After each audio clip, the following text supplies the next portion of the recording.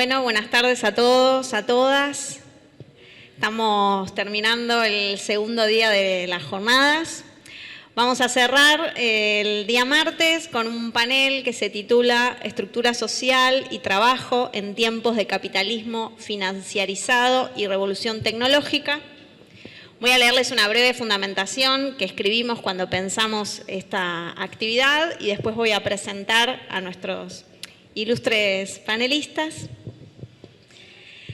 Desde mediados de la década del 70 asistimos a una transformación de la lógica de acumulación capitalista que fue mutando y pasó de estructurarse en torno a la dinámica productiva hacia una dinámica financiera, lo cual se motorizó y se aceleró en el último tiempo por la revolución tecnológica. Y esta metamorfosis capitalista, si bien abarca todos los órdenes de la vida social, afecta de una forma muy particular los modos de trabajar, las condiciones en las que se desarrolla la compraventa de la fuerza de trabajo y las dinámicas que construyen los sujetos trabajadores y sus porosidades y cómo impactan en el mundo del trabajo en términos económicos, sociales, políticos y culturales. Estos procesos catalizan en una transformación de la estructura social argentina que evidencia un deterioro creciente, acumulativo y multidimensional en las condiciones de vida de amplios sectores de la población. Un poco partiendo de esta premisa, vamos a discutir con nuestros panelistas. Trajimos algunas preguntas disparadoras, ordenadoras, son simplemente una guía, se las voy a leer. ¿Cuál es el mapa de situación del mercado laboral en Argentina? ¿Qué desafíos teóricos deberíamos desarrollar para comprender las mutaciones en curso? ¿Qué aspiraciones de clase albergan los conjuntos de trabajadores existentes en torno al trabajo, la solidaridad, el Estado y la igualdad? ¿Cuáles son las transformaciones más complejas que atraviesa la estructura social argentina? ¿Cuáles políticas públicas resultarían oportunas para atender tales transformaciones? Ahora sí, habiendo hecho esta breve introducción, los voy a presentar en el orden en el que van a exponer. Por un lado está presente Verónica Maceira, ella es socióloga, investigadora docente titular de la Universidad Nacional de General Sarmiento y profesora del doctorado de nuestra facultad. Pablo Manzanelli es sociólogo, magíster en Economía Política y doctor en Ciencias Sociales, investigador del CONICET y del área de Economía y Tecnología de Flaxo y director de CITRA-CTA. Está Eduardo Chávez Molina, que es licenciado en Sociología y doctor en Ciencias Sociales, profesor e investigador del Instituto Gino Germani, director del Departamento de Sociología de la Universidad Nacional de Mar del Plata, miembro del Consejo Académico de la Red Latinoamericana sobre Desigualdad y Movilidad Social. Y por último, Laura Calvelo, ella es licenciada en Sociología y magíster en Demografía Social. Actualmente se desempeña como profesora de Demografía Social en nuestra carrera de Sociología y como vicedecana del Departamento de Cultura, Arte y Comunicación de la Universidad Nacional de Avellaneda. Fue hasta este año vicepresidenta de la Asociación de Estudios de Población de la Argentina. Me voy a referir a algunas de las cuestiones que plantearon en la mesa. En principio pensaba ir desde las condiciones del mercado de trabajo a la estructura social y a los posicionamientos respecto del Estado y la solidaridad y demás, pero no sé si voy a llegar en 15 minutos. Claro. Igualmente tenía pensado, en función de lo que nos habían comentado, detenerme en tres cuestiones. La primera tiene que ver con reponer un poco las condiciones estructurales que de alguna manera pensamos que pueden llegar a colaborar en comprender el arribo de una derecha radical al gobierno. Pensaba referirme a eso cuando me invitaron. Después del domingo pensé que estaba bueno volver a mirar los datos para ver si algo, un poco lo que estamos haciendo todos, ¿no?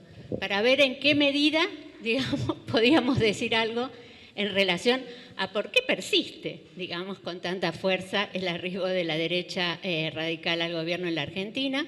Y entonces ahí mencionar algunas cuestiones que tienen que ver con el periodo más corto de la coyuntura y lo que estamos viendo que pasa en el mercado de trabajo. Y bueno, y en tercer lugar sí, ir a las preguntas respecto de las orientaciones. Respecto de la primera cuestión, hicimos acá con Pablo Dale y con Gaby Benza un trabajo que iba a reponer muy sucintamente, que tiene que ver con esto de cuáles son las condiciones del mediano plazo en la estructura social y en qué medida ayudan a comprender el ascenso de Milei. Es decir, siempre un poco como preguntándole a la estructura social desde, digamos, desde las preguntas más, en todo caso, más sentidas, digamos, de la coyuntura. Y ahí lo que nosotros encontramos en el análisis es que para comprender o para en todo caso, colaborar en esta explicación, era interesante, en todo caso, remitirnos a distintos momentos de la estructura social o distintas temporalidades en la estructura social. Una temporalidad más larga que tiene que ver con lo que nosotros llamamos una doble crisis en la estructura social, una crisis prepandemia que tiene que ver con la restauración más fuerte de un patrón de valorización financiera a partir de el gobierno de Juntos por el Cambio. Esto supuso un punto de quiebre en la estructura social en el sentido que muy fuertemente afectó a los sectores núcleo de la clase trabajadora en nuestro país, con una reducción relativa, importante, interesante para el corto periodo al que nos estamos refiriendo, fundamentalmente de los sectores formales de la clase trabajadora, y un robustecimiento de los segmentos más precarios, así como abiertamente excedentes dentro de la clase trabajadora. Esos son los cambios que se sucedieron en esta primera crisis, vamos a decir, previa, digamos, al ascenso de Milei. Un segundo momento también de crisis con un origen totalmente distinto, que es la crisis sociosanitaria. Esta crisis afectó fundamentalmente a los trabajadores que estaban en situación de mayor vulnerabilidad, fundamentalmente los segmentos precarios y el cuentapropismo de bajas calificaciones y bajos niveles de capitalización y de calificación. Y después de esto tenemos un periodo de recuperación económica muy rápido, muy acelerado, relativamente acelerado después de la pandemia, en la pospandemia, en la que se vuelven a ubicar en sus dimensiones anteriores los distintos segmentos, clases y estratos de la estructura social.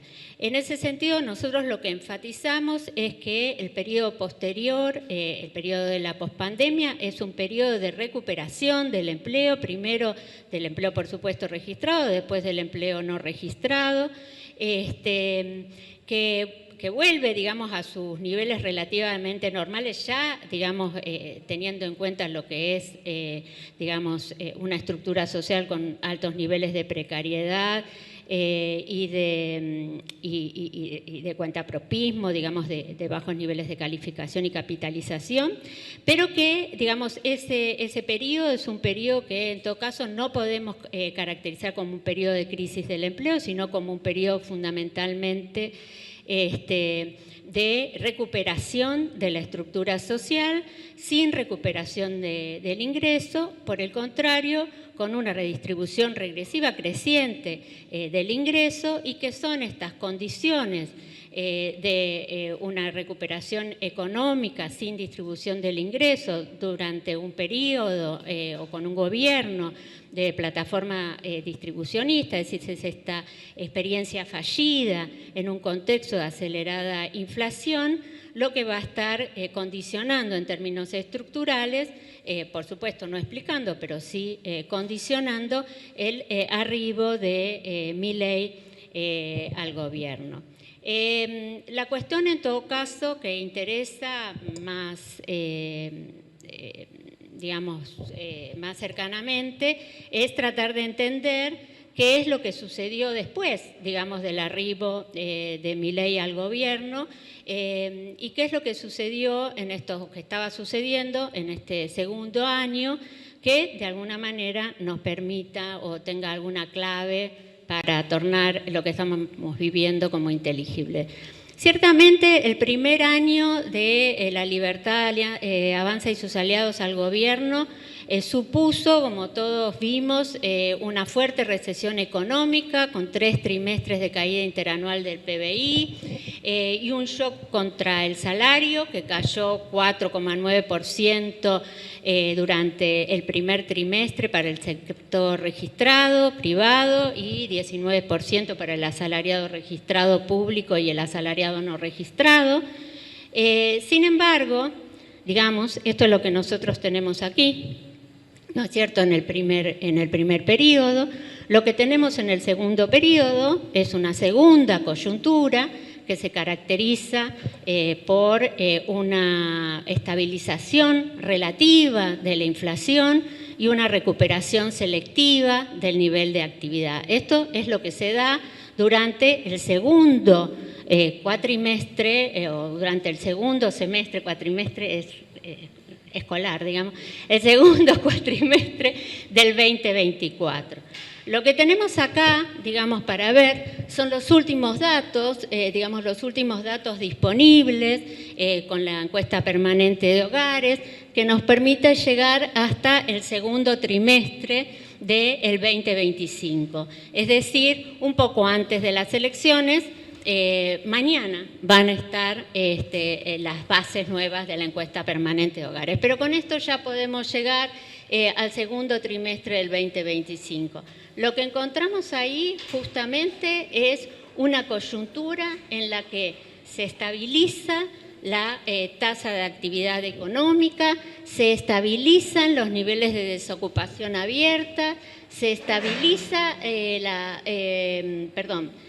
aumenta la subocupación y aumenta la subocupación demandante, la no demandante, pero la demandante fundamentalmente, y también la ocupación, los ocupados demandantes de empleo, es decir, aumenta la presión sobre el mercado de trabajo. Esto en el marco, insisto, de una estabilidad relativa de la actividad y de la tasa de desocupación. Junto con eso va aumentando el asalariado no registrado. Estas son las características básicas del mercado de trabajo en el momento de, digamos, previo a las elecciones. ¿Qué pasa después, digamos, qué pasa con el empleo concretamente durante este último periodo? Después de la importante reducción que habíamos hablado, vemos una recuperación selectiva y una relativa estabilización de los niveles de incorporación de asalariado registrado privado y después del shock de la caída, digamos, del empleo registrado en la industria y en la construcción, se mantiene estable en un nivel perimido con oscilaciones. Es decir, que el shock más importante es el que se da durante el periodo previo. Contrastando bastante con eso, digamos, en términos de aparente estabilización o calma relativa, digamos, de esos indicadores, lo que sí vemos es que continúa una evolución negativa del asalariado registrado público y fundamentalmente de la dotación del empleo estatal en la administración pública centralizada. Digamos, esto sigue creciendo. ¿Qué consecuencias tiene esto sobre la estructura social? Bueno, por supuesto, es muy difícil hablar de consecuencias muy importantes sobre la estructura social porque la estructura, bueno, se mueve, digamos, no tan rápidamente, es muy difícil definir, digamos, en coyunturas que van variando. Digamos, que no se puede establecer una tendencia estructural, son distintas burbujas, ¿sí? Distintas coyunturas en las que van cambiando estos indicadores. Sí encontramos, o podemos encontrar por el momento, que en la estructura social, después, digamos, de dar cuenta a partir del primer trimestre del 2024 de este shock, digamos, de esta crisis inducida, vamos a decir, sobre el mundo del trabajo y sobre la economía, que eso se expresa fundamentalmente, para que ustedes lo vean ahí, ¿sí? En un aumento de los segmentos precarios, ¿sí? Fundamentalmente del empleo no regulado, fundamentalmente en este caso de los trabajadores familiares, changuistas, programas de empleo y de los desocupados de larga duración, que es lo primero, digamos, que nosotros vamos a estar viendo. Junto con eso vamos a ver la caída del asalariado formal de baja calificación, de la producción y la circulación, ¿sí? Y junto con eso, o abarcando eso, o eso es lo que explica la caída del segmento formal de la clase trabajadora. Esto es lo que se da en la primera coyuntura que yo les comenté.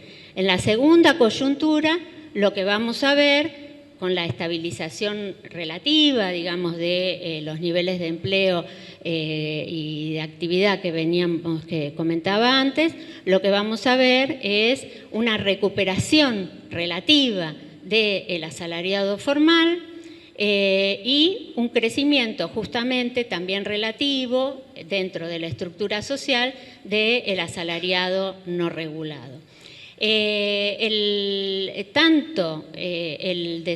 Los desocupados de larga duración como los desocupados recientes, que habían aumentado fundamentalmente su peso en la estructura durante el primer trimestre del 2024, lo ven ustedes ahí en rojo, bueno, se retraen en términos relativos nuevamente en el primer trimestre, por lo menos del 2025, que es hasta donde tenemos datos, digamos, de la encuesta permanente Hogares. Pasado mañana podemos decir algo más. Entonces, estas son las condiciones inmediatas que muestra la estructura, por decirlo de alguna manera, la estructura socioocupacional más que la estructura social, podríamos decir, en el momento previo a esta nueva contienda electoral. Después de esta caída, vamos a decir, de los niveles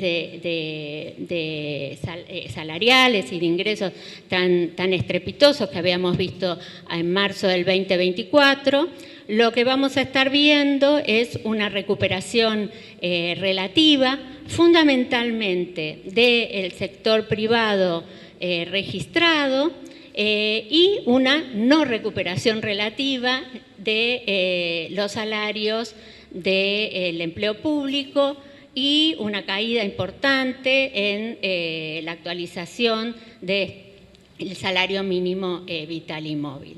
En la primera coyuntura, por lo menos hasta el tercer trimestre del 2024, este shock inicial salarial dio como resultado un aumento de la desigualdad de ingresos entre los segmentos formales e informales de la clase trabajadora, que es lo que ustedes están viendo aquí, ¿sí? Esto no se mantuvo de la misma manera en la coyuntura posterior. Por otro lado, lo que sí vemos que sí se va a mantener, en principio, digamos, guiándonos por los últimos resultados que tenemos del CIPA, es la diferenciación salarial que se abre entre el empleo registrado privado y el empleo público.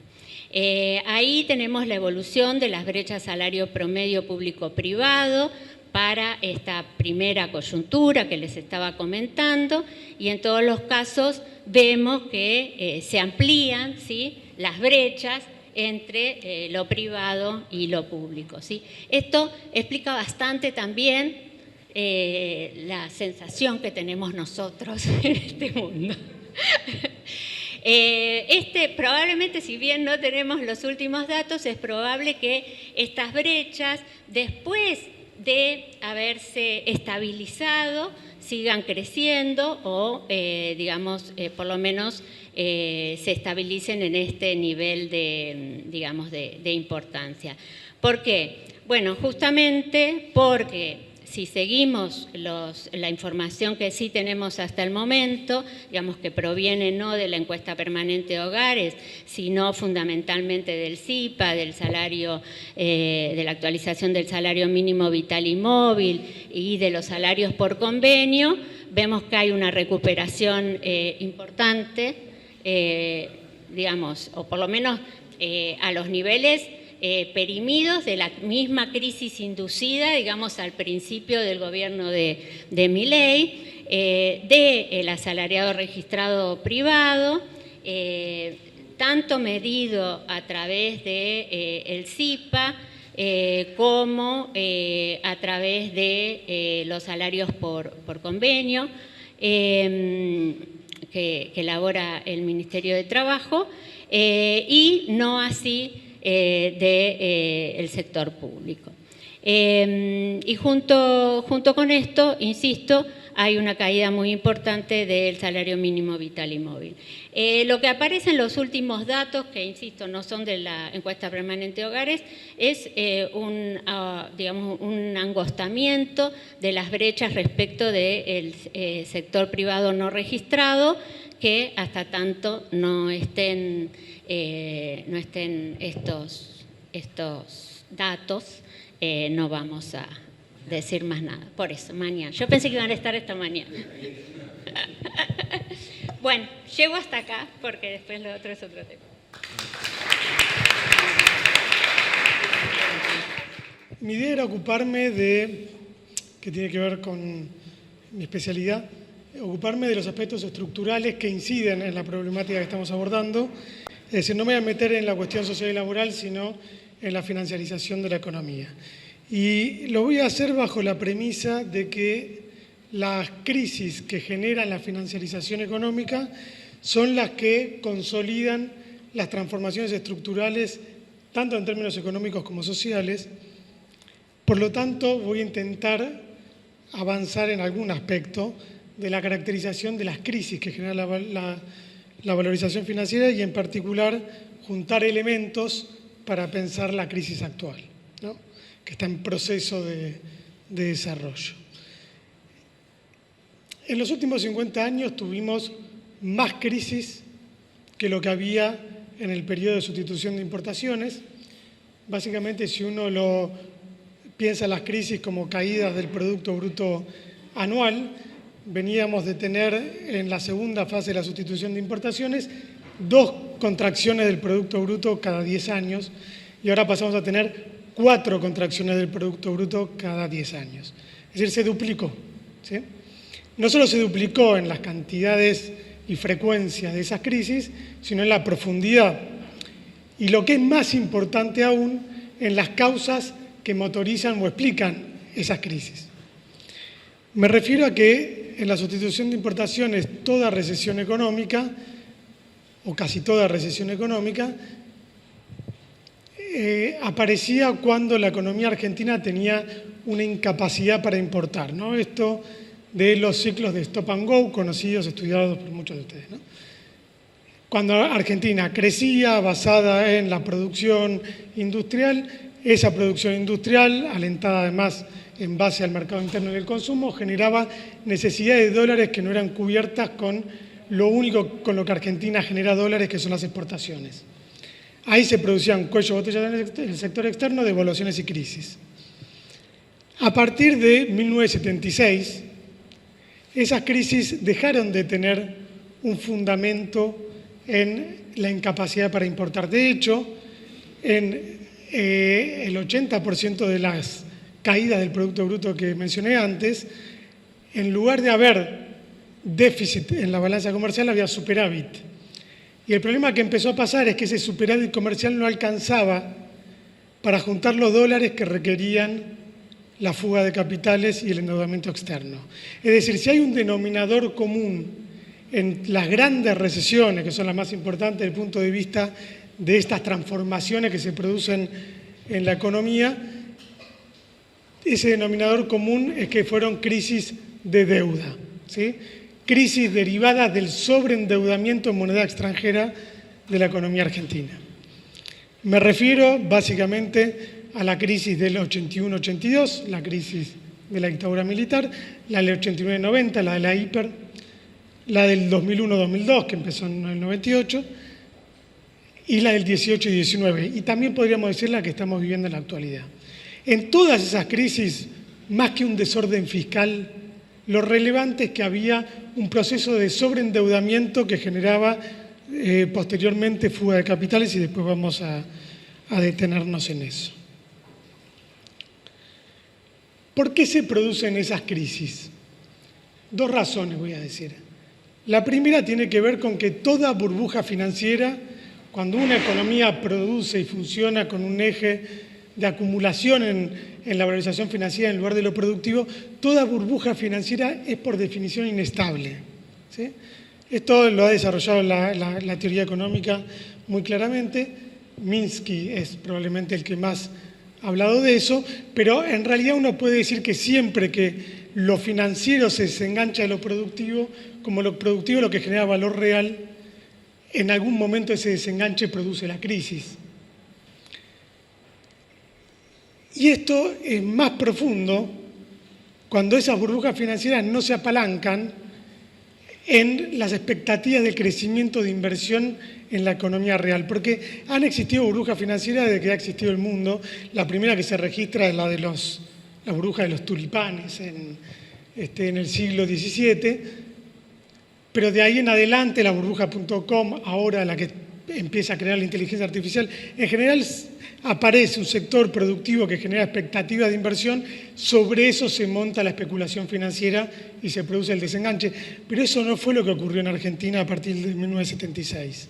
No hubo ningún sector en la economía que generó una expectativa de crecimiento tan profundo que provoque un salto de la productividad y de ganancias por ese lado.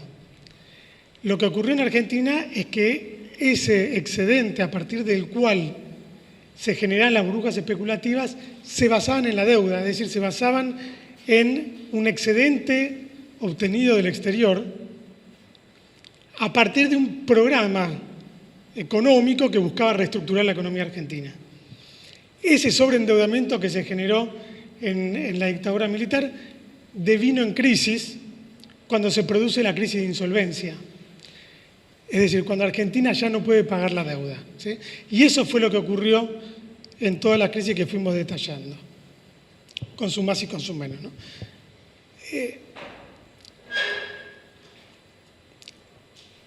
Para pensar la crisis actual, una cuestión importante, o cualquiera de esas burbujas financieras que se crean, es pensar las condiciones locales e internacionales que la posibilitan, ¿sí? Y en realidad, todos aquellos procesos que generaron cierta sostenibilidad de la burbuja financiera, entre muchas comillas digo sostenibilidad, porque estoy diciendo que son estructuralmente inestables, partieron de un bajo nivel de endeudamiento o de un arreglo previo de la deuda, ¿sí? La dictadura militar pudo endeudarse a partir de que la economía estaba desendeudada previamente, es decir, que la economía en el marco de la sustitución de importaciones, a pesar de que había generado un cierto endeudamiento en su última fase, no tenía altos niveles de exposición al mercado internacional de crédito.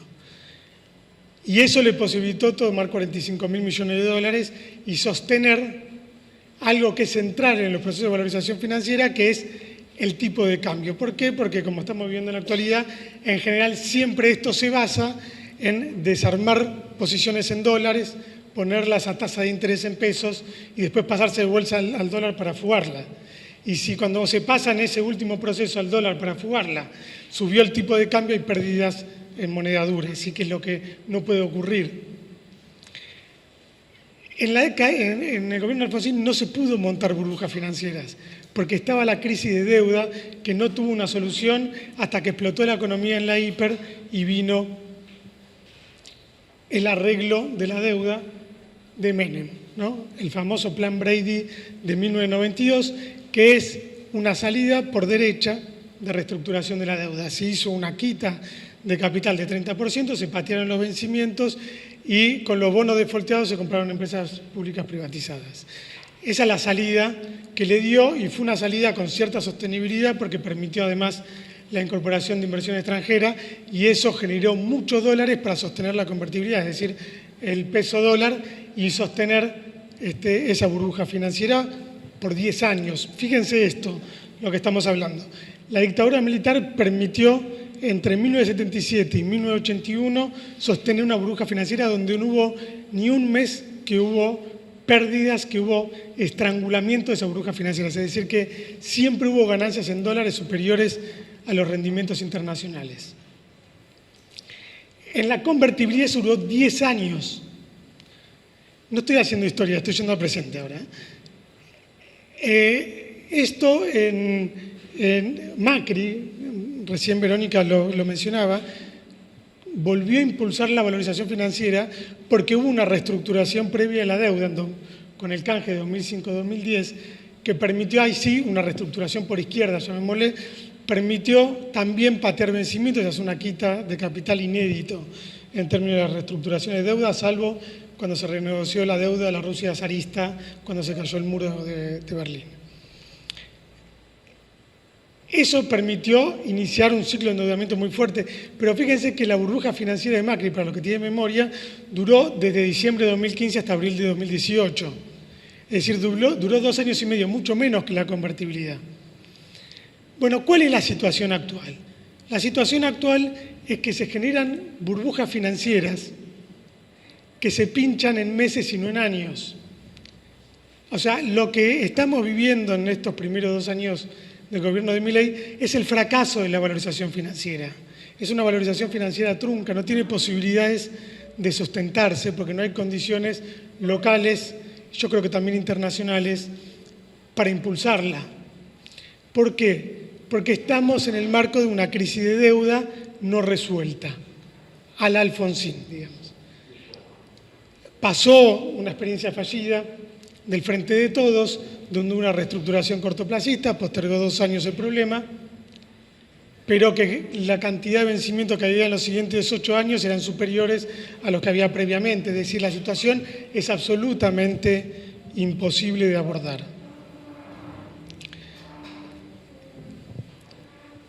Por lo tanto, yo quiero plantear que estamos frente, insisto, a una crisis de insolvencia, lo cual no es una cuestión menor, porque lo que uno está diciendo ahí es que estamos en el marco de una crisis estructural de la economía y no una crisis coyuntural de liquidez, ¿sí? Si estamos en el marco de una crisis estructural, entonces no alcanzan con devaluaciones que además generan el desenlace que todavía no ocurrió, esto lo digo al margen, ¿no? Pero un comentario en el marco de las elecciones es que se dieron en un escenario en el que no se pinchó la burbuja de modo de provocar una devaluación de esas que modifican los escenarios electorales. El nivel de actividad económica está 3 puntos arriba del de noviembre del 23, el salario registrado está 5 puntos por debajo, pero el de los privados empata la inflación de noviembre del 23 y tenemos una inflación que pasó de 8 mensual a 2% mensual. Es decir, no estamos en el escenario en el que lo que va a ocurrir ya ocurrió, digamos, ¿no? Lo que sabemos que producen esas burbujas financieras con devaluaciones fuertes provocan en la economía de corto plazo y van modificando la estructura económica y social del país. Ahora, yo digo, eso va a ocurrir inexorablemente. Digo, me animo a plantearlo como una hipótesis en un congreso en el que se pueden plantear hipótesis y a riesgo de que después me critican si no ocurre. Pero digo, a pesar de Trump y de Bessent, va a ocurrir. Probablemente Trump y Bessent sirvieron para sacar del precipicio a Milei y que el precipicio sea la oposición, porque era lo que iba a generar esa devaluación frente a la no ayuda de Estados Unidos en una estrategia, llamémoslo, en un imperio en retroceso que está siendo una estrategia continental muy enfocada en América Latina. Ahora bien, si inexorablemente se va a producir, lo que estamos diciendo es que va a existir una devaluación y que lo que yo estoy diciendo es que esa devaluación no va a alcanzar para cubrir los vencimientos de la deuda. Voy a dar 2 números al respecto, que son los 2 años que le quedan a Milei del problema principal que tiene la economía.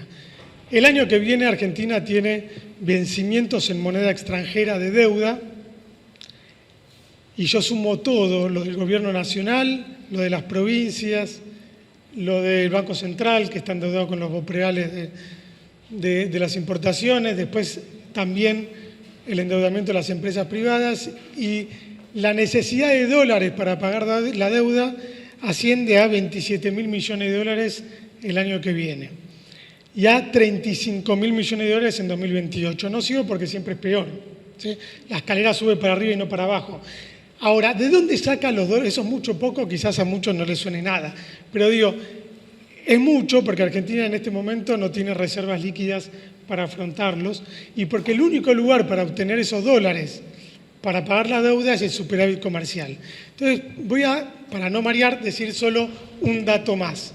Argentina solo cuando produce las grandes devaluaciones, me refiero 2002, me refiero 2018-2019, o me refiero a la de Milei, alcanza un superávit de 16.000, 18.000 millones de dólares. Es decir, Argentina está lejos de las necesidades de vencimientos que tiene en moneda extranjera. Por lo tanto, estamos, insisto, en una crisis de insolvencia, sobre lo cual yo creo que hay una discusión importante en los que en la actualidad tienen un predominio en la dirección de la política económica, que es, por un lado, el Fondo Monetario Internacional y por el otro lado, Wall Street o el JP Morgan, ¿sí? Y hay una discusión creciente ahí, porque el programa de Wall Street y el JP Morgan es el programa de la moneda sobrevaluada, generar de alguna forma las burbujas financieras que hasta ahora no pudo lograr Milei y saquear al país, básicamente. Eso tiene patas cortas, pero obviamente con un apoyo tan grande quizá puede generar las burbujas de meses, no de años, pero de meses. Es decir, gestionar en el corto plazo esa crisis de insolvencia.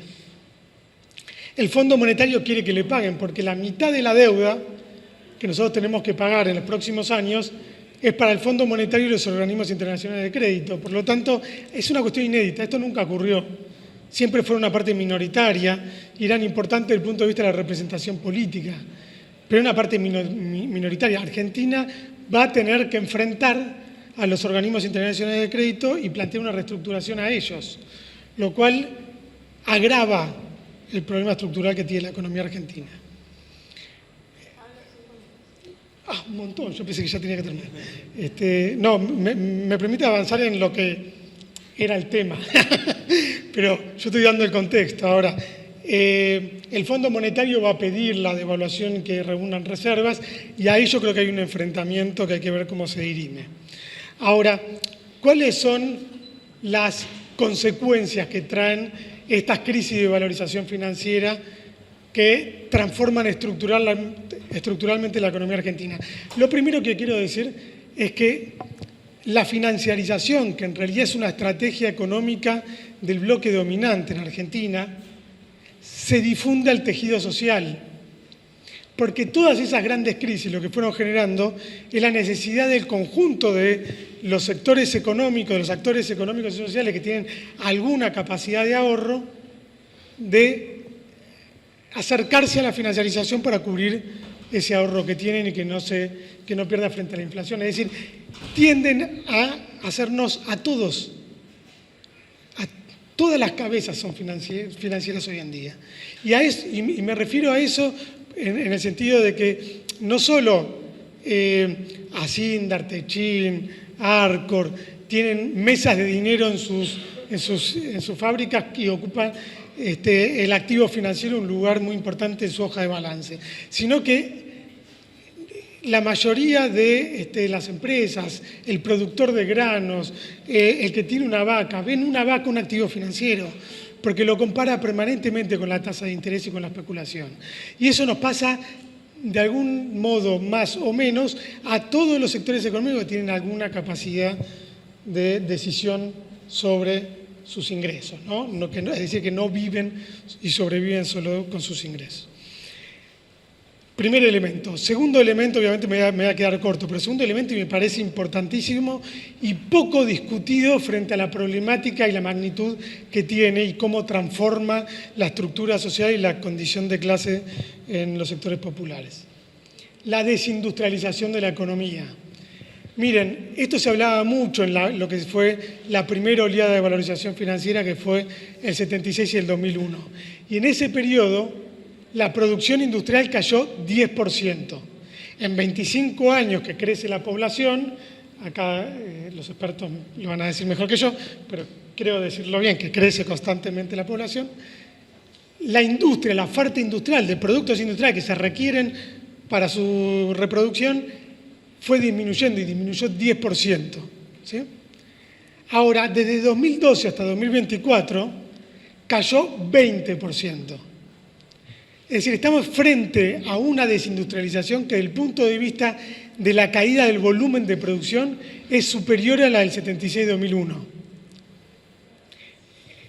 Yo a eso le llamo la nueva desindustrialización de la economía. Tiene características distintas a las de antes, pero tienen un punto en común en las causas que lo generan. La valorización financiera, que desplaza la inversión productiva hacia lo especulativo financiero, la apertura comercial, que es un sesgo ideológico del neoliberalismo, porque en realidad necesitan dólares para sostener el tipo de cambio y generar esa valorización financiera, pero abren la economía, abren las importaciones y eso le genera más necesidad de dólares. Y esa apertura de importaciones provoca desindustrialización y, en general, la mayoría, como tercer elemento de estos procesos, se dan en el marco de un sobreajuste al consumo, ¿sí?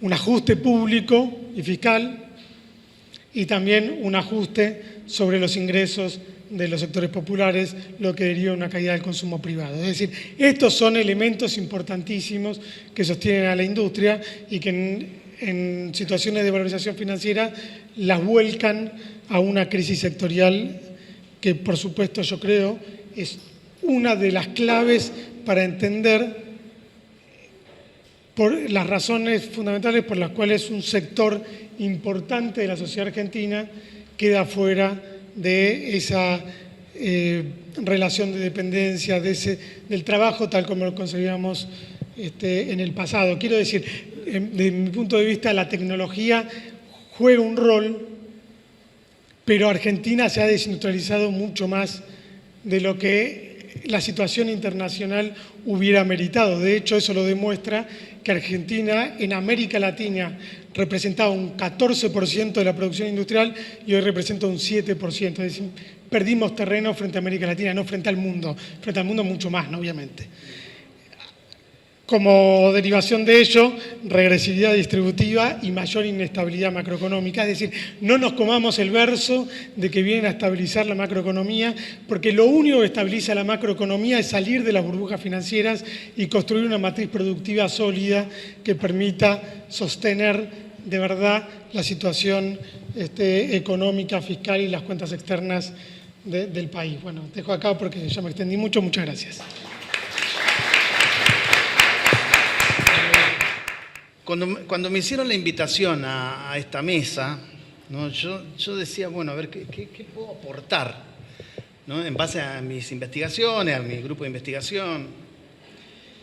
Y al principio no lograba encontrarle, ¿no? el circuito de poder vincular los procesos de financiarización y la estructura social, ¿no? Entonces, creo que fue un jueves de la tarde, después de la presentación de un libro en el Centro Cultural de la Cooperación, vi una obra de teatro, ¿no?, que yo se las recomiendo. Juan Serrauch es el dramaturgo y director. Gran actuación de Lucía Duris, no sé si la conocen o la han visto. Y la obra se llama Saraos Uranistas, ¿no? Ya estoy. Redes improviso. No, Saraos Uranistas. Y en Saraos Uranistas yo dije, bueno, acá hay una lógica que me parece que puede ir con la presentación. ¿Qué es lo estructural? ¿Qué es lo coyuntural de este proceso? Bien.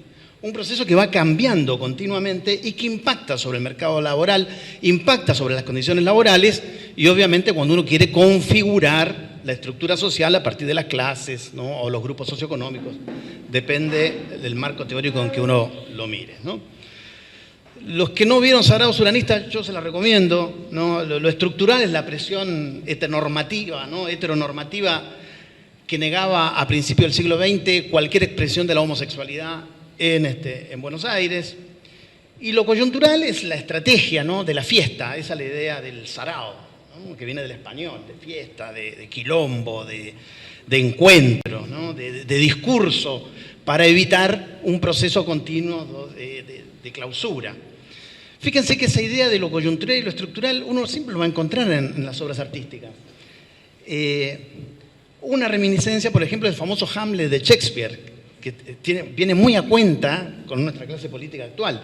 Porque ¿qué es lo coyuntural, ¿no? Un príncipe danés que ve un fantasma, ¿no?, en el cual su padre le pide venganza, ¿no? ¿Se acuerdan la obra? Los que lo leyeron, la vieron. ¿Y qué es lo estructural? Bueno, lo estructural es que la obra explora duda existencial, moralidad de la acción, la corrupción del poder, la locura real o fingida.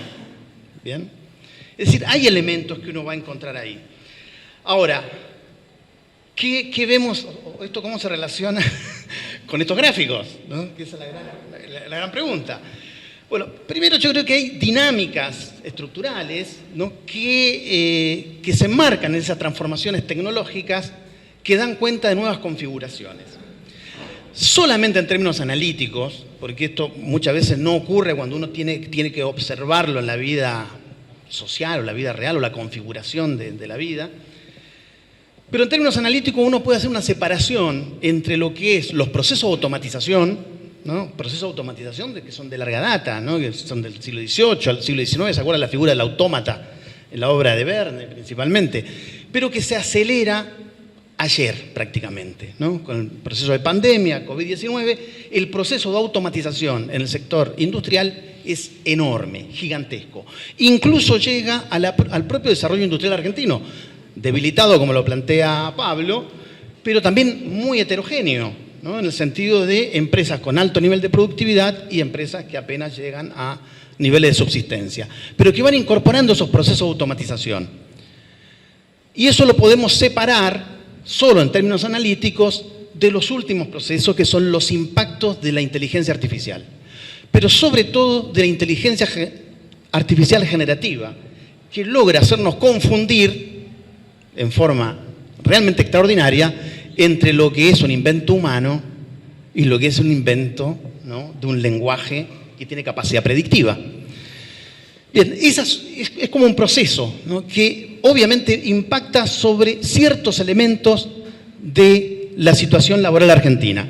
Por ejemplo, cuando nosotros empezamos a mirar la automatización, ¿no?, que fue una primera mirada de nuestro grupo de investigación, y todo, recuerden que todo tiene como derivas, ¿no?, es decir, ¿de dónde viene? ¿Por qué se pueden investigar estos temas? ¿No? ¿De dónde aparecieron? Entonces yo quería reflexionar eso, que siempre ayuda a estudiantes o sociólogas y sociólogos que recién se meten en la vida y en la investigación, ¿no? Estábamos en un encuentro con delegados sindicales en el Instituto Gino Germani, en el piso 4 de Marcelo T. de Alvear, y una delegada sindical del área aeronáutica, del sindicato de tierra, vieron que hay varios sindicatos de acuerdo al tipo de actividad.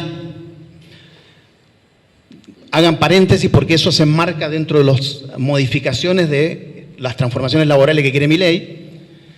Entonces, en ese marco, la delegada sindical nos muestra cómo se ha empezado a automatizar, ¿no?, lo que es la entrega de valijas, ¿no? la distribución de valijas en los principales aeropuertos del mundo, incluso en algunos segmentos tanto de Aeroparque como de Ezeiza, ¿no?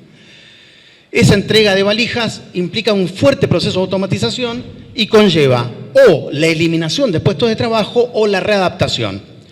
Los que son un poco mayores, no sé si recuerdan, en el año 2018 una gran movilización en Francia de los trabajadores de Air France, que fueron despedidos, sobre todo los trabajadores de tierra, producto de los procesos de automatización, y los trabajadores persiguieron a los gerentes, y lo que apareció por todos lados, no sé si ustedes recuerdan, los gerentes tratando, ¿no?, de escalar una muralla, y los trabajadores bajándole los pantalones, ¿no?, como algo sintomático de cuando, sobre todo, la clase directiva de determinadas empresas no incorpora en ese proceso de gran transformación a sus trabajadoras y trabajadores. ¿Qué es lo que nosotros vemos si miramos una onda relativamente larga de Argentina con respecto a esa composición de trabajadores? Que esos procesos tendenciales que tienen que ver con el impacto de la automatización, recuerden que el impacto de la automatización va a generar lo que algunos llaman el reloj de arena del empleo, ¿no? ¿Cuál es? Por un lado, personas altamente calificadas y por otro lado personas no calificadas. Gente que hace tareas complejas y gente que no hace tareas complejas. Y generalmente una alta correspondencia. Quien hace tareas complejas, tareas calificadas, tiene alto nivel educativo sobre aquellos trabajadores que tienen bajo nivel educativo y además hacen tareas no complejas y no calificadas. Si nosotros miramos este cuadrito, sintomático, no importa acá los valores, sino la tendencia casi de tijera que uno observa en la línea gris y en la línea azul, es cómo se empieza a modificar en los últimos 20 años en Argentina el peso cada vez mayor que tiene en la estructura formal del empleo, tanto público como privado, de trabajadores con alto nivel educativo. Alto nivel educativo me refiero a que tienen educación superior completa, universitaria o técnica superior. Y cómo va desplazando ese proceso a los trabajadores no calificados. Y fíjense la característica, trabajadores no calificados que hacen tareas rutinarias que son codificables y al ser codificables pueden ser automatizadas. ¿Bien? Ese es un proceso que uno empieza a observar fuertemente en Argentina, un proceso de tendencia. Tal vez, ¿qué es lo más llamativo con respecto a otras observaciones con respecto a estos temas? Que ese marrón que ven arriba en muchos países baja, pero en Argentina se mantiene estable, que son trabajadores calificados, pero con bajo nivel educativo. Esa tendencia de desplazamiento en general no ocurre como sí ocurre en los países centrales. Hay muchas explicaciones al respecto, o búsqueda de factores explicativos sobre ese fenómeno que no logra reducirse. No logra reducirse para algunos sectores. Y es el fuerte peso que tienen en Argentina los mecanismos institucionales de protección, que tiene que ver con los sindicatos, ¿no? La fuerza que tienen los sindicatos para evitar que haya un desplazamiento masivo de trabajadores producto del desarrollo de la automatización o de la inteligencia artificial. Si vamos al otro cuadrito, hay un estudio de alguien que hace muy poco le dieron el premio Nobel de Economía, que es Acemoglu, ¿no? Acemoglu, y hay un autor que curiosamente se apellida Otor y se escribe autor. Entonces uno cuando la primera vez que lo ve dice, bueno, ¿y quién es el otro autor? No, el otro autor se llama autor. Bueno, una anécdota de cuando uno empieza a leer estos temas. Entonces, Otor y Acemoglu hacen un índice de qué, de automatización, qué es lo que yo puedo reemplazar, qué es lo que yo puedo eliminar producto de la mecanización y la robotización. Lo siguen esos son norteamericanos, lo siguen dos ingleses, que son Frey y Osborne. Frey con Y si lo quieren buscar. Generan un índice a partir de un clasificador. Aburrido para leerlo un domingo en la noche, un sábado en la tarde. Pero nada, nosotros nos dedicamos a esto y miramos y nos observamos, etc. Ese clasificador internacional no se puede replicar en Argentina. Dolor de cabeza. No se puede replicar en Argentina. ¿Por qué? Porque Argentina hace un Código Nacional de Ocupaciones, ¿no? Nacional y popular, así como el mate, la virome, y no se puede compartir con el mundo. No podés compararte. Vino la pandemia, y es como el agua, ¿no? El agua cuando llueve, cuando hay tormenta. Vino la pandemia y entre varios investigadores dijimos, ya que estamos al pedo, perdón por la palabra, nos pusimos a hacer las correspondencias del SIUO con el Código Nacional de Ocupaciones. ¿Y qué hicimos? copiamos a los ingleses y generamos nuestro propio índice de automatización en la Argentina. Gracias a la pandemia, porque estábamos, ¿no?, aburridos, hicimos actividades más aburridas todavía. Bueno, y logramos, ¿no?, estos primeros indicadores, que tienen que ver con cuán probable es el efecto de la automatización en el reemplazo en las tareas producto de la robotización y la mecanización.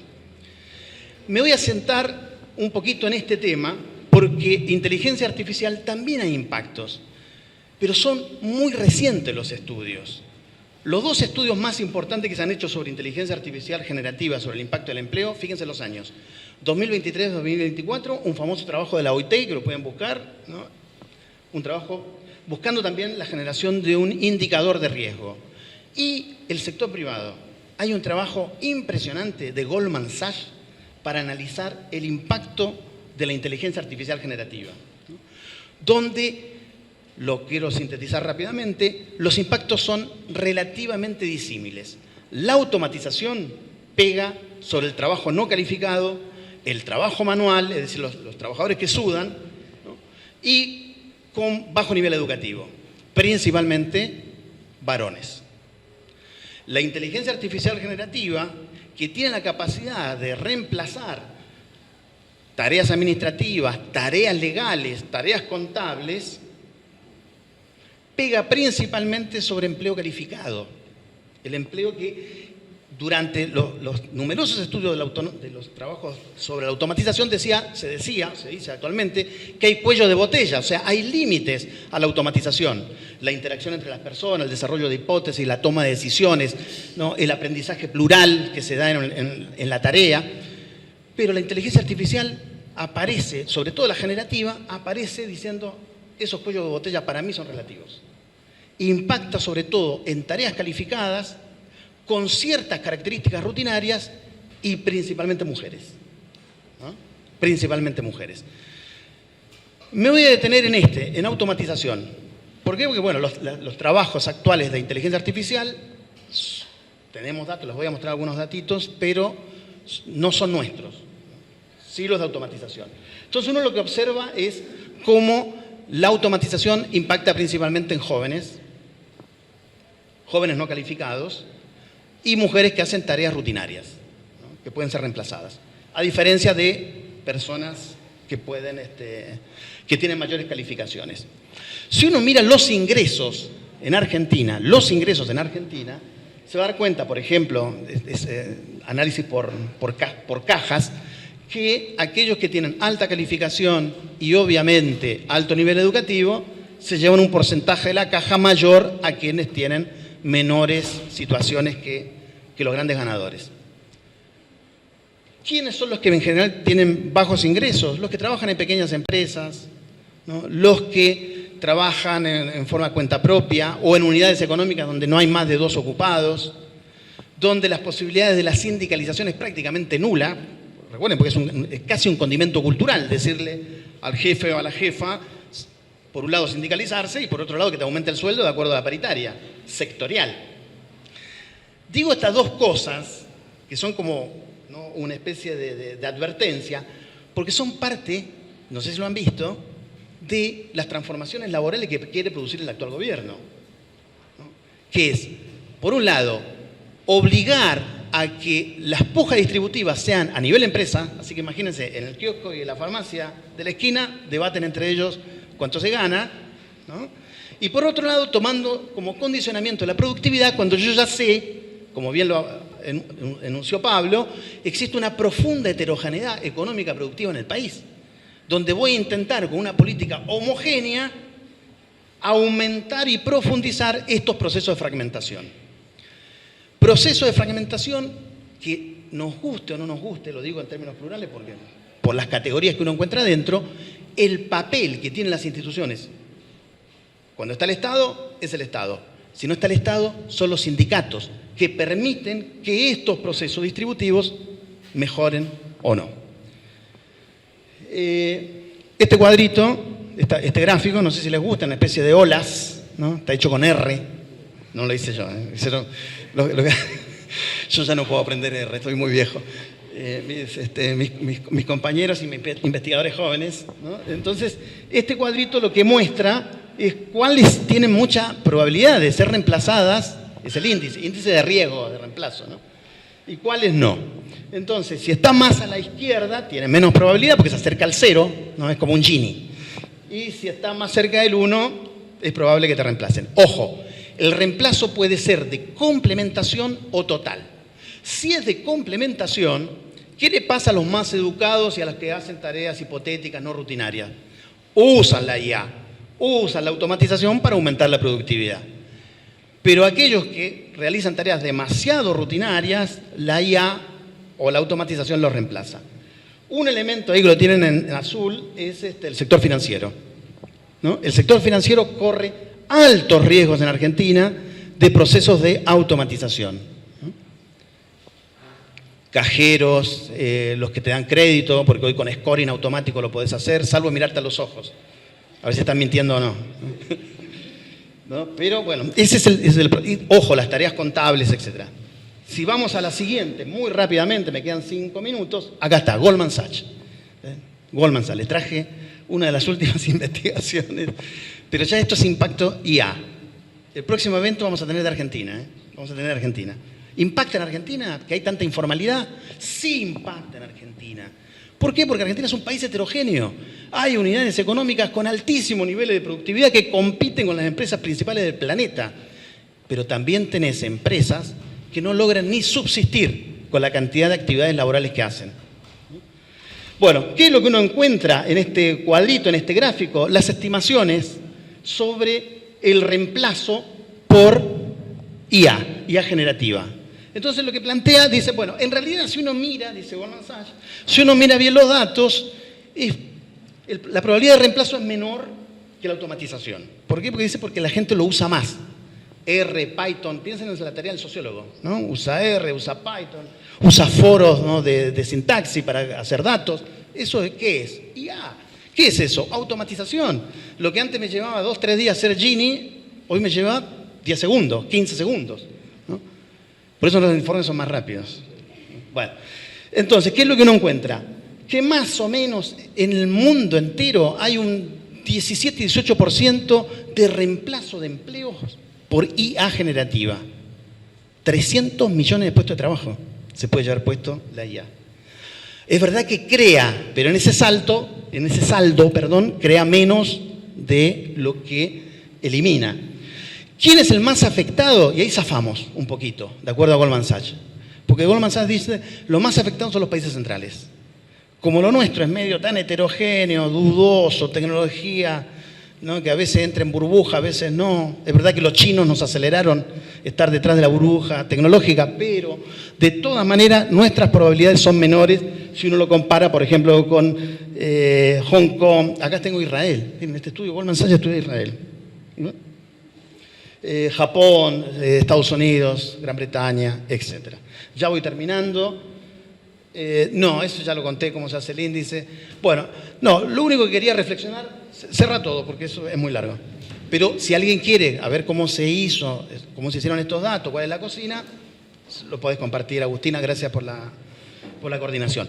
No, lo último es que estos procesos tal vez que aparecen mecánicos, también generan impactos en las subjetividades.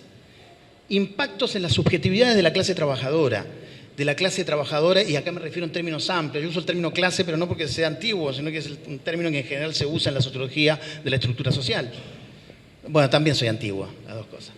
Bueno, y impactan sobre estos condicionamientos que genera este nuevo proceso, ¿no? de desarrollo del capital. Hay que tener en cuenta que más allá de que estos elementos en cierto punto dignifican ciertas tareas, ¿no? Porque no es grato estar todo el día levantando valijas, tirando las valijas, levantando valijas, tirando las valijas. Paréntesis. Poca gente sabe que la cantidad de kilos que tienen las valijas son luchas sindicales, ¿no? Pues si no, nosotros le metíamos 50 kilos, 60 kilos.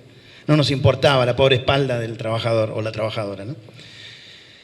Bien, ahora, estos elementos obviamente impactan sobre las subjetividades, ¿no? ¿Por qué? Porque se me fracciona tanto ese mundo del trabajo, esa idea del reloj de arena laboral, donde mi compromiso solidario, mi compromiso mancomunado, mi idea de la solidaridad en términos de clase, obviamente que se rompe, obviamente que aparece fuertemente vinculado a la idea de que soy yo, es mi mérito, es mi individualidad, son mis beneficios, y si me dejan seguir enriqueciéndome, voto lo que sea, ¿no? Bueno, gracias por la invitación. Gracias, Rodrigo. Gracias, Sandra, por la invitación. Gracias a las y los compañeros panelistas. Y me toca cerrar este panel como haciendo una apertura de la mirada. Yo no trabajo la estructura social, ni trabajo exclusivamente el mundo del trabajo. Me dedico al estudio demográfico en la carrera de sociología. Da la casualidad que nuestras maestras han sido estudiosas de la estructura social, han sido fundadoras del estudio de la estructura social, pero nunca perdimos de vista que tanto las transformaciones de la estructura social como las variaciones de la población económicamente activa, como las transformaciones de la población en condiciones de ser ocupada, forman parte de una dinámica mayor, de una dinámica que, constituye la totalidad del universo poblacional. Y entonces, ahí de eso les voy a tratar de hablar. Ayer en el panel de apertura de las jornadas se mencionó más de una vez la necesidad de recuperar la totalidad, ¿no?, de nuestras categorías analíticas, de nuestro pensamiento, evitar la ultra especialización que genera que cada uno de nosotras y nosotros estemos en un nicho microscópico del saber y que a veces quedemos como fragmentados y fragmentadas en ese elenco de pensamientos. Entonces, tomando un poco esa mirada, esa exigencia que en parte puso un panel hermosísimo, donde hubo varias personas que son realmente admirables y placentero escucharlas, y inspirándome en la consigna de esta jornada, o el eslogan, que es conocer, comprender, transformar. Con eso estructuré lo que les voy a compartir a continuación. Primero, conocer, ¿no? Les propongo una visita, una mirada rápida por el universo de la demografía oficial. Podemos llamarla así, la demografía oficial, una demografía que está centrada en la existencia de sistemas de información que tienen en su corazón a los censos de población, acompañados por encuestas de hogares que aquí han sido muy mencionadas como fuentes de datos del estudio de la estructura social, y registros continuos, registros vitales, ¿no? Entonces, decirles que la semana pasada pasó para el mundo demográfico algo súper emocionante, que es que se dieron a conocer las nuevas proyecciones de población de la Argentina, algo que ocurre nada más que una vez cada 10 años o más. Entonces, lo que les traigo hoy tiene que ver con ese contexto de una demografía oficial, de un sistema de información oficial, de un cierto horizonte de formulación de preguntas y respuestas. Entonces, primero un poquito el contexto más abierto, regional, América Latina y el Caribe, cómo se están transformando nuestras estructuras etarias, ¿no? No sé si se llega a ver, pero la primera estructura es del año 2000, la segunda de 2024, la última de 2050, o sea, un proceso de angostamiento de las bases de nuestras pirámides, fecundidad en descenso, cada vez menos niños. Por el otro lado, procesos de incremento de la longevidad, por lo tanto, cúspides de las pirámides que se van ensanchando. ¿Sí pasamos?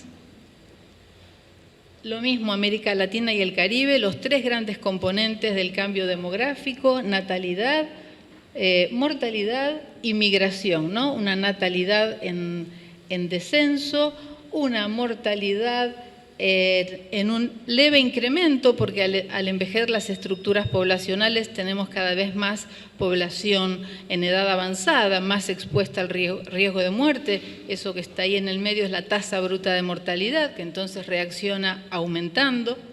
Y finalmente la tasa neta de migración, que se demuestra para nuestra región latinoamericana. Seguimos siendo una región mayormente expulsora de población hacia el hemisferio norte. Y ahí tenemos la esperanza de vida al nacer de América Latina entre 1950 y 2050. Estas son miradas de largo plazo. Podrán ver cómo la esperanza de vida al nacer, es decir, la longevidad, aumenta constantemente por efecto del descenso de la mortalidad y cómo la brecha entre la esperanza de vida de varones y mujeres aumenta a medida que el tiempo pasa. Eso es el primer gráfico, donde además alrededor del año 2020, no sé si ven una especie de muesquita, eso es la pandemia por COVID, eso es el año 2020, eso es el exceso de mortalidad inesperada que se produjo entre 2020 y 2021 y que se verificó en todos los países de la región.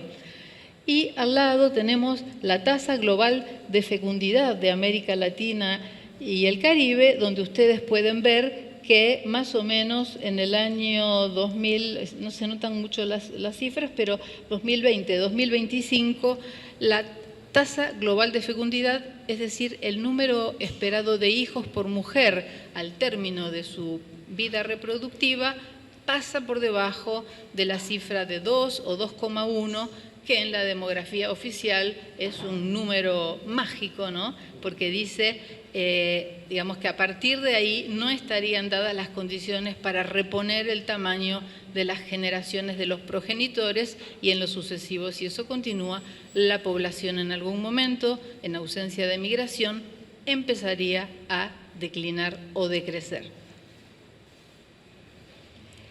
Y en esa transformación total del componente de la fecundidad, ¿no? Y escuchando a los compañeros y hablando de el ciclo de financiarización de la economía y la especulación, ¿no? O sea, ha pasado algo a nivel cultural de una profundidad que jamás pudimos imaginar y tiene que ver con esta evolución de la fecundidad. O sea, ni los malthusianos más puros, ni los neomalthusianos más militantes jamás imaginaron que íbamos a estar discutiendo en el mundo escenarios de fecundidad ultra baja, es decir, por debajo de 1,5 hijos por mujer.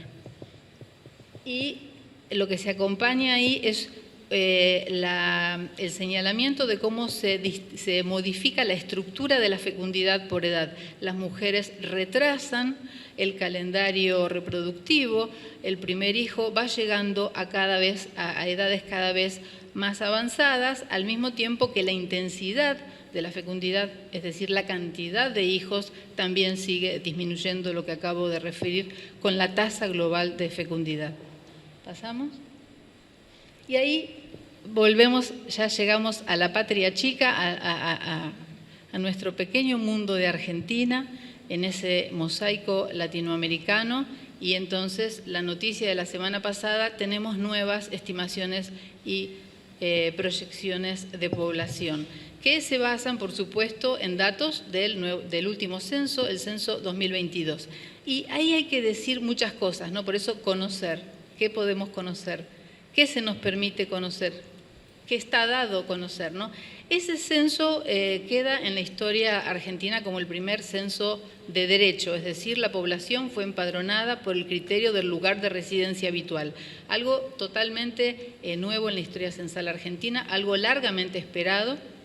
El tema es que no solamente tuvimos ese progreso, sino que nos encontramos con un operativo de tipo bimodal. Recordarán todas y todos que, es más, estoy casi segura que todas y todos ustedes se empadronaron electrónicamente a través del enlace, ¿sí o no? Sí. Absolutamente. Y luego de ese, lo llamaron e-censo, ¿no? Ahí está esta revolución tecnológica que avanza sobre nuestras fuentes de manera mucho más silenciosa de lo que creeríamos. Luego hubo un barrido de viviendas a través de censistas con cuestionarios en papel. Ahí se cierra la historia. La verdad es que sabemos muy poco de cómo funcionó todo eso. Lo que puedo decirles hoy es que en el total de la Argentina, la población que se empadronó de manera de autoempadronamiento en el e-censo alcanzó el 56% del total de la Argentina. Eso visto en Ciudad de Buenos Aires, Tierra del Fuego, Chubut o La Pampa, alcanzó al 70%.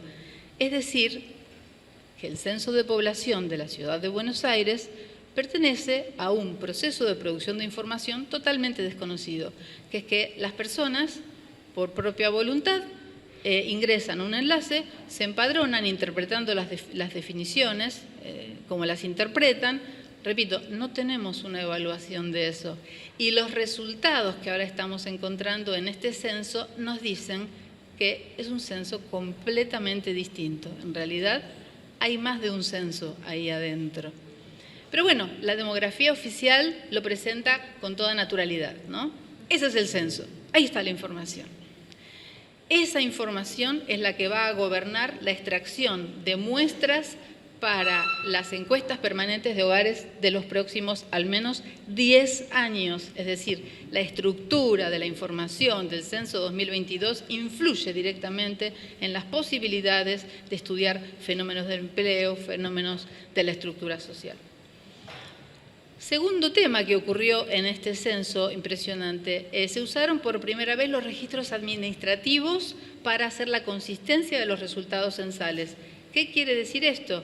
Esto quiere decir que fueron consultados las matrículas escolares, lo que eran los registros de la FIP, ahora ARCA, los registros del sistema del CIPA, los registros del Documento Nacional de Identidad que tiene el RENAPER, la base de datos de vacunas COVID y los registros del ANSES.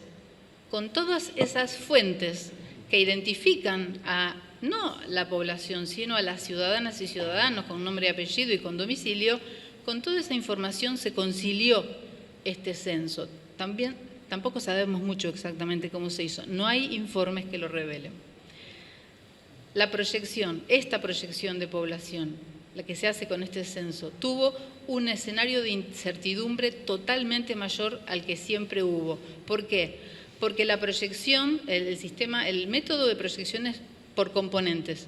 Se proyecta cada uno de los componentes, la fecundidad, la mortalidad, o sea, la tasa global de fecundidad, la esperanza de vida al nacer y los saldos migratorios, ¿no? Desde el momento del censo hasta el año 2040, y de ahí luego se obtienen los totales de población estimada. Claro, nadie se imaginó que la fecundidad iba a ser tan baja, entonces esto fue un escollo para esta proyección. Nadie se esperaba una pandemia y un exceso de mortalidad en el año 2020, segundo escollo. Y por último, algo que sí sabíamos, que la migración internacional no solo que está intensificándose constantemente, sino que se diversifica en sus formas, en sus patrones, en sus modelos, etc. Bueno, esto es lo que está detrás de estas proyecciones que estamos empezando a conocer. Entonces las miramos muy rápidamente. Ahí está Argentina en el 2022 con 46 millones de habitantes y en el 2040, que es el año más avanzado de este ejercicio, con 47,5 millones de habitantes. Cifra que en principio ahí se estancaría. No se espera que la Argentina tenga una población mayor en esta hipótesis de trabajo. Seguimos.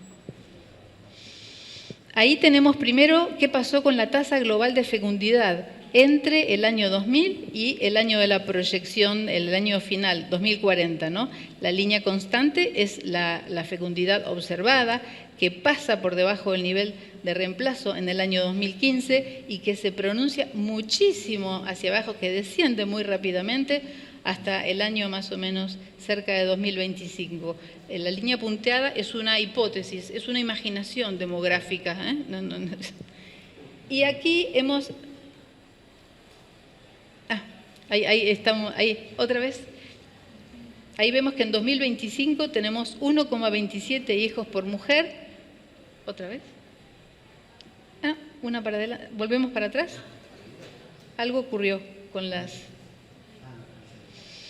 Y aquí estamos mostrando las tasas globales de fecundidad de los países vecinos y vemos cómo Argentina, en este descenso tan pronunciado, se agrupa junto con Chile, que tuvo un descenso de la fecundidad que nadie hubiese podido anticipar, y Uruguay, ¿no? Y en cambio tenemos otras situaciones un poco más, digamos, una fecundidad un poco más alta, Bolivia y Paraguay, ¿no? Este es el escenario. Siguiente. Ahí está la esperanza de vida al nacer estimada para varones y mujeres entre 2000 y 2040. Ven claramente la caída de la esperanza por efecto del exceso de mortalidad COVID y ven cómo se va achicando la brecha, la diferencia de la esperanza de vida entre varones y mujeres. Siempre las mujeres tuvieron una esperanza de vida mayor. ¿Seguimos? Y ahí un poco de detalles para quienes quieran ver. En el año 2025 los varones 76 años de esperanza de vida, las mujeres 81 años de esperanza de vida. O sea, y se va achicando 5 años la diferencia. Para el año 2040 una esperanza de vida de varones de 78 o 79 años y de las mujeres de 83 años. Siguiente.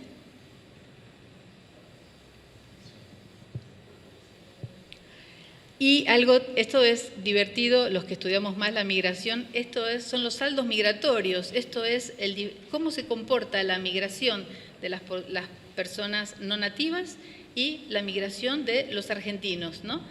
La población no nativa, los extranjeros, tienen al medio verán un cero. El cero quiere decir saldo migratorio cero, quiere decir que las salidas y las entradas se empatan. Los extranjeros tienen saldos siempre positivos y la población nativa saldos siempre negativos. Los argentinos siempre en el balance parten, se van. Siguiente. Bueno, y la proyección del saldo migratorio futuro, esto es una ciencia ficción, realmente no vale la pena que lo analicemos, pero sepan que se proyecta con ciencia ficción también. Y la transformación de las estructuras entonces de población por edad y sexo de Argentina, cómo se van a ir envejeciendo de una manera muy significativa hacia el año 2040. Vamos a avanzar más rápido. Te pido que saltes.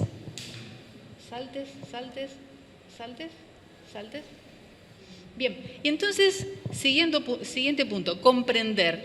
¿Qué es todo esto? ¿De dónde salió ese sistema de información? ¿De dónde salió esa estructura de censos, encuestas, registros? ¿De dónde sale ese descenso de la fecundidad tan inimaginado?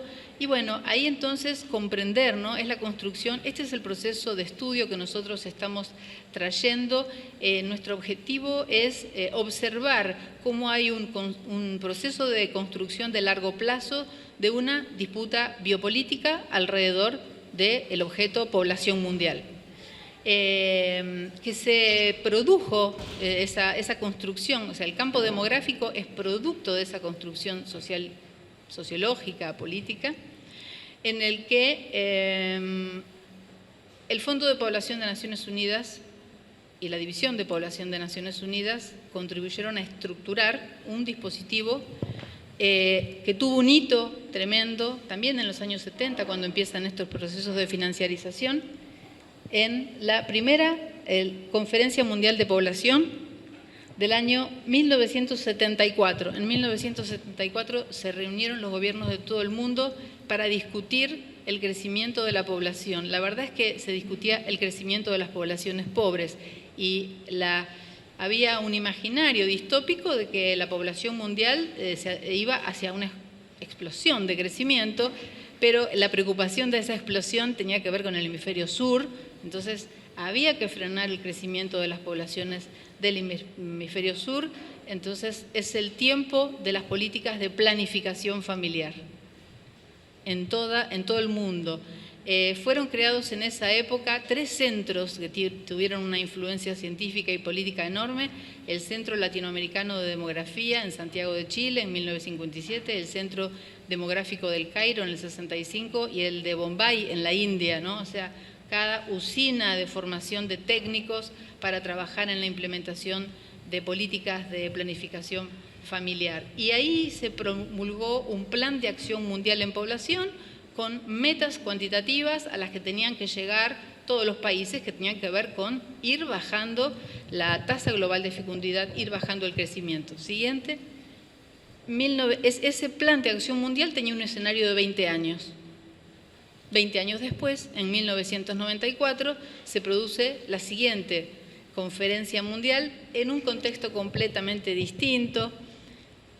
Omití decir que a la conferencia del año 74 asiste una delegación del gobierno, del tercer gobierno peronista, que se plantea con la posición de no vamos a admitir ningún tipo de política de control de la natalidad ni anticonceptiva de ninguna naturaleza que representa los intereses imperialistas en América Latina.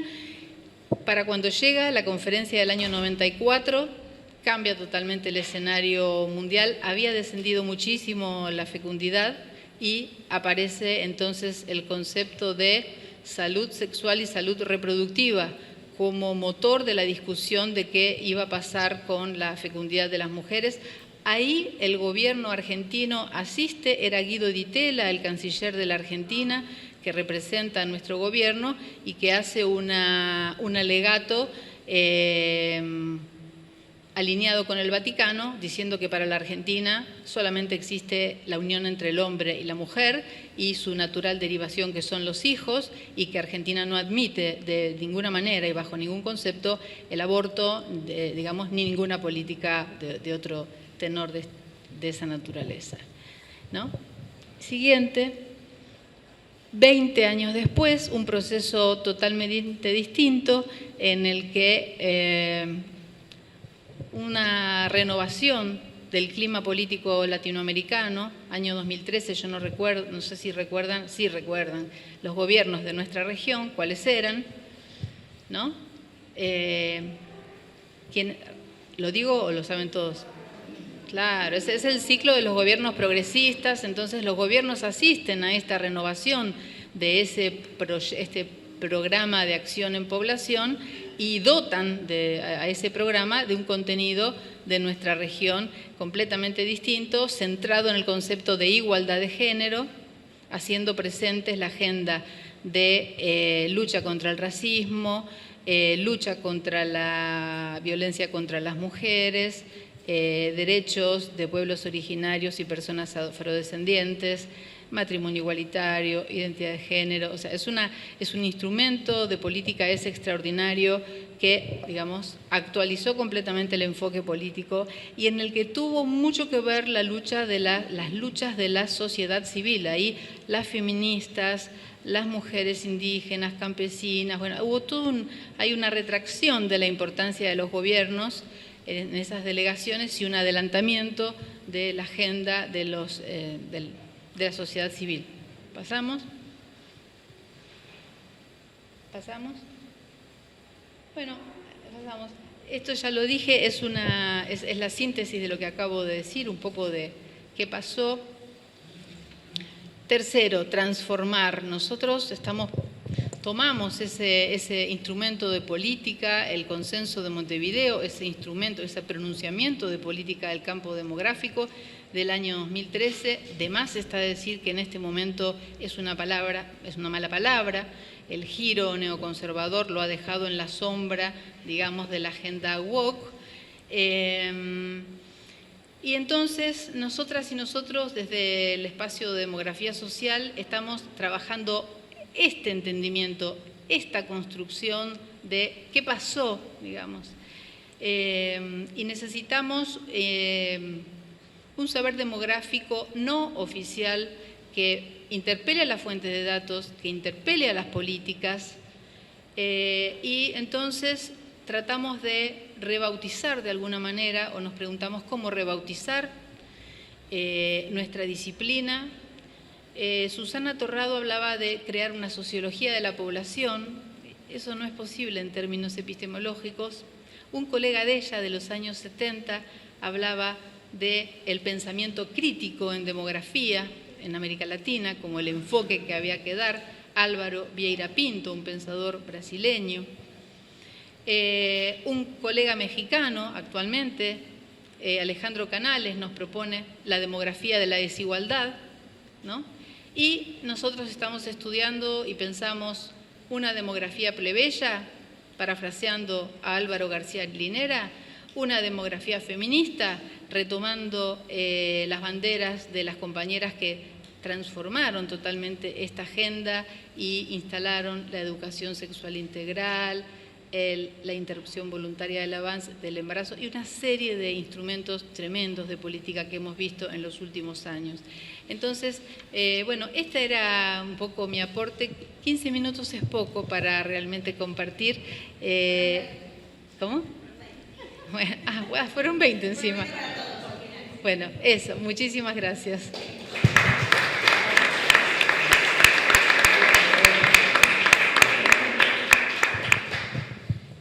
Bueno, gracias Verónica, Pablo, Eduardo, Laura. Realmente tenemos poco tiempo antes de la siguiente y última actividad del día, pero me parece que hay espacio para una o dos preguntas, si alguien tiene.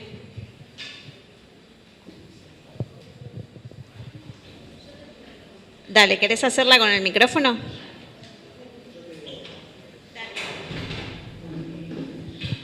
Quería, tomando algo, a ver, imaginación, ¿sí? Nos imaginamos. Pero lo que decía Lalo y lo que decían Pablo, a ver, ¿a ustedes qué les parece con lo de la financiarización, que hablabas vos, y con lo de la inteligencia artificial? Yo me pregunto si no hay una convergencia de factores estructurales que llevan a favorecer algo que ideológicamente está siendo favorecido desde, digamos, formaciones políticas, pero que es una suerte de subjetividad trader, la diría ahí, que viene en sustitución de una subjetividad meritocrática, digamos, dentro de los mecanismos de la derecha reciente en la Argentina. El macrismo tuvo una idea fuerte de un relativamente largo plazo de construcción de mérito y de que no me pisen el poncho los que vienen, ¿no? Me pregunto si estos procesos de financiarización y a la vez esta idea mucho más de reemplazo rápido no alimenta, posiblemente en un plano ideológico y de constitución de subjetividades, algo así del reemplazo del meritócrata, emprendedor, por el trader, donde los niveles de inmediatismo, digamos, hacen pum, pum para arriba. Vamos a Pablo.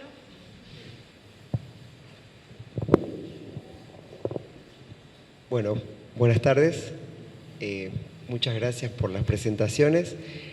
Mi pregunta en realidad es a los 4 miembros del panel, porque a partir de cada una de las presentaciones me parece que me llevó a pensar en un denominador común, que es pensar en el excedente de fuerza de trabajo en Argentina, como se pensó históricamente la problemática en América Latina en relación a la masa marginal. Entonces, fíjese, justo hubo una presentación de demografía también, entonces me dio como para cerrar el círculo.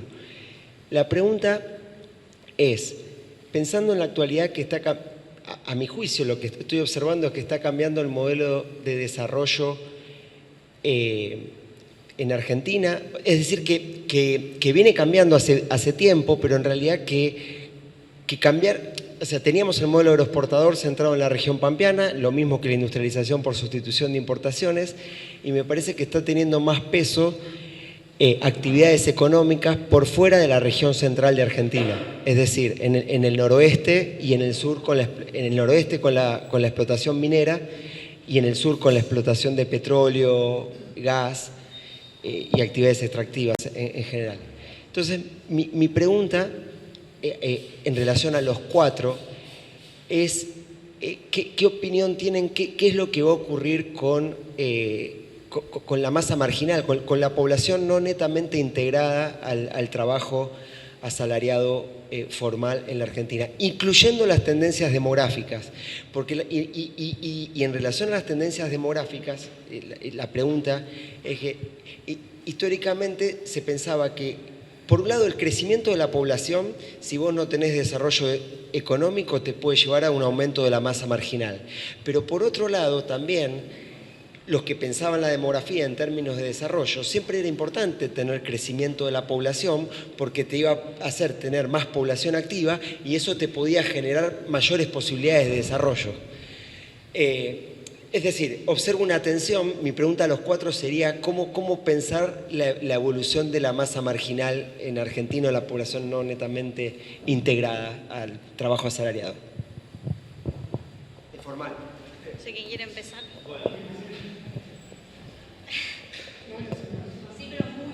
Bueno, en relación a la masa marginal, sí, yo creo que la tendencia es al aumento de la masa marginal en la Argentina, pero no solamente en la Argentina. Digamos, me parece que hay estudios, digamos, que tienen que ver con el aumento de la población excedente también en los países del centro, o sea, como en todo caso una devolución de las perspectivas teóricas de la marginalidad a una interrogación desde las perspectivas teóricas periféricas de la marginalidad hacia los países centrales, donde efectivamente también se está viendo un aumento de la población no incorporada.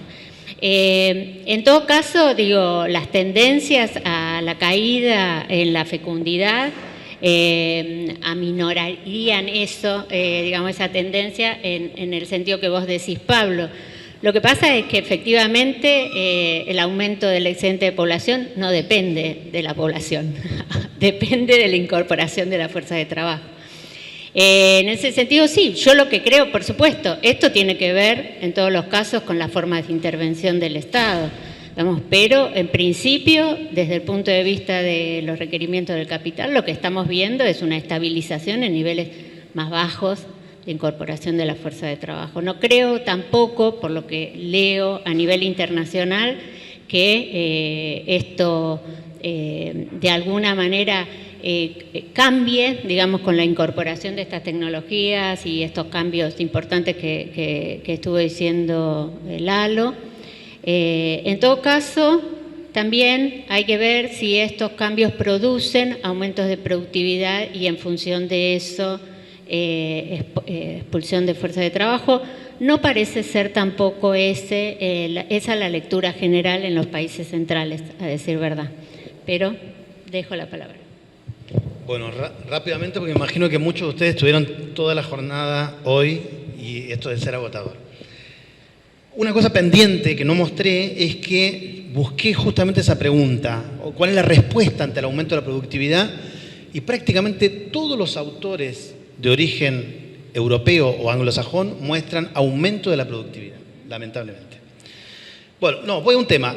Interesante la pregunta de Gisela, ¿no? Gisela siempre te tira un penal y uno el miedo del arquero a dónde va a ir, ¿no? Al ángulo, etc. Entonces, es interesante la pregunta y complicada. Voy a intentar desbozar ser el arquero de Gimnasia de Grima de La Plata y la ataja al penal arriba en el último minuto.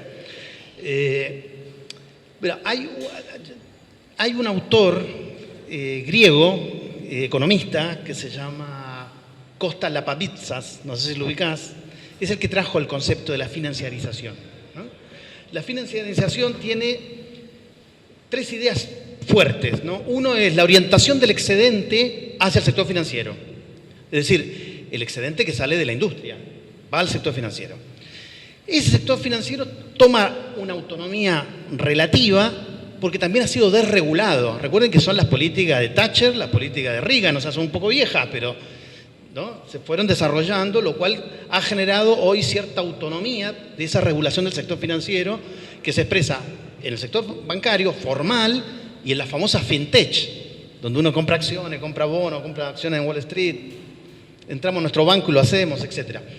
Y por otro lado, fíjate cómo eso va a impactar también en tu marco de subjetividades, ¿no? Es decir, puedo comprar acciones, puedo comprar bonos de deuda, puedo comprar letras del tesoro de la deuda norteamericana. Impresionante. Y sin tener un broker. ¿Ven? Solamente accediendo a la red. Y por otro lado, que esto tal vez es lo más interesante, que te pone la piel de gallina, porque en ese punto Argentina es un mercado atractivo, es el endeudamiento de la clase trabajadora, ¿no? ¿Por qué? Porque el sector financiero va a buscar un mercado, gran mercado, que ha pasado en los países centrales. Recuerden, uno va a Chile, lo primero que te dicen, estamos todos endeudados, ¿no? Que es el endeudamiento de la clase trabajadora. ¿Por qué? Porque ya los bancos no tienen para prestarle dinero en forma masiva al sector productivo, porque no te lo pide. Pero ¿quién necesita? Y más encima en este contexto argentino donde los salarios son bajos, ¿quién necesita crédito? Nosotros. ¿Para comprar un lavavajillas? No, para comprar milanesas, ¿no? Por ejemplo. Y obviamente que eso impacta ese proceso de financiación. Tratando de responder un poco a la pregunta de Pablo, tengo una respuesta un poco amarga, me parece, un poco fea, ¿no? A mí me parece que estamos en el comienzo de algo nuevo y no sabemos ni qué es ni cómo va a ser. O sea, hay indicios de una transformación que no nos llegamos a imaginar, creo que nunca, hasta ahí. Estamos viendo el desarrollo de políticas del odio y de la crueldad. Estamos viendo experimentos de genocidio. Lo que pasa en nuestro propio país en este momento puede ser en varios sentidos analizado como un experimento. Se está instalando un clima de guerra y de violencia racista y de todo tipo. Es decir, esos entre comillas, excedentes, posiblemente por primera vez de manera total, realmente en el plan de acción del modelo social no tienen lugar. Y eso nos enfrenta a un dilema que prácticamente no podemos pensar. La revolución tecnológica, lo que está pasando con el desarrollo de registros biométricos, la capacidad de fronterizar las sociedades por dentro, de generar sistemas de frontera y de administración de los movimientos al interior de las fronteras nacionales, es algo que nunca nos habíamos imaginado y está pasando. Así que no tengo una respuesta definitiva, creo que se está descompensando el sistema analítico que teníamos. Población y desarrollo como paradigma se nos está resquebrajando totalmente, así que tenemos mucho para pensar. Está para terminar ahí, ¿no? Dos reflexiones, pero muy breves. La primera es que creo que estamos vinculados a lo que decía recién Laura, en un momento de cambios muy profundos que hacen que todo sea muy volátil, ¿sí? Entonces, yo hace 10 años daba clase de política monetaria y nadie sabía que era una tasa de interés en primero o segundo año de la facultad. Hoy en día saben que es no solo la tasa de interés, sino los agregados monetarios, los encajes bancarios, y me sorprende, digamos, ¿no? Ahora, ejemplificando esto, digo, hubo un interregno en la valorización financiera que fueron los gobiernos kirchneristas, se habló de otra cosa y de alguna manera, no digo que se haya desterrado la valorización financiera, pero había elementos que permitían cambios y quizás eso sea explicativo de la meritocracia no lo sé, digo, no tengo una respuesta, pero digo, me disparó esto, lo que vos planteás, y al mismo tiempo las crisis que generó la valorización financiera, interpreto que son fundamentales para ver esto del trader y del broker y de una juventud muy cerca a la criptomoneda y a un montón de formatos y plataformas especulativas que son sorprendentes, ¿no? No sé qué dispara, lo que dispara es una nueva hegemonía y tampoco sabemos cuál va a ser esa a nivel mundial porque hay signos de cambio. La financiarización que propuso Margaret Thatcher y Reagan en los 80 se acabó. Esos son los aranceles de Trump. Y eso es un periodo, digamos, en el que se va a buscar recomponer la rentabilidad con nuevos esquemas que desconocemos porque no están desplegados en una magnitud que uno pueda, sino al menos dar una hipótesis, pero no mucho más que eso. Yo no tengo ni la hipótesis, así que lo dejo ahí.